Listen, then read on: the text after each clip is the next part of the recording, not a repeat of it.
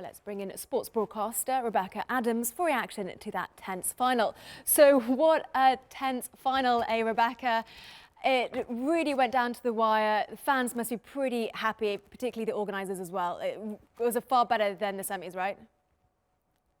Oh yeah, I mean, Aryna Sabalenka hadn't dropped a set en route to that final. You know, she was going for a third consecutive Australian Open, and a lot of people would have thought it was a done deal. They would have thought she was champion-elect because there have always been question marks over Elena Rybakina's fitness. She is a former Grand Slam winner, but that's always been the question mark for her as well. We look at these two players, and on paper, you've just got two power players, two big hitters, and you would have just expected them just to hit each other off the court, but that wasn't what fans got. They saw Aryna Sabalenka drop a set for the first time in the tournament. She was really pushed all the way by Rybakina, who found a way to neutralize Sabalenka's big weapons. And Sabalenka got visibly frustrated. She just couldn't find a breakthrough. There were so many twists and turns. In that third set, Sabalenka, she squandered a winning position. She was 3-love up and somehow let that slip. And it's just another interesting twist in the story about mentality, how that plays a part in terms of Sabalenka's ability to get over the line in these crucial big moments.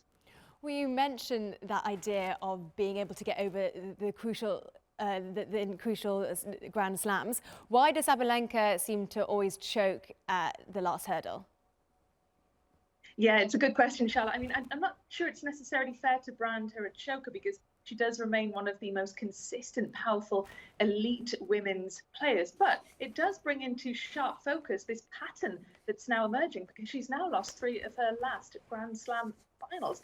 And, you know, she was undefeated throughout the tournament, hadn't dropped a set, of course, and then she was pushed to a decider by Rybakina, who is a real class act, of course, but the difficulty seizing these decisive moments has inevitably fueled these questions about her ability to close out on the biggest stage. And, you know, we're questioning now her big match mentality, and we did see how expressive, how emotional she was in that final. She was visibly frustrated. She kicked a racket away. Although it is important to note, and Sabalenka herself has said this, that she has worked with a psychologist, and she's looking to refine the mental aspect of her game. She's just going to take things point by point, she says, and really try and keep a lid on those tempers when her temper flares, keep a lid on those emotions.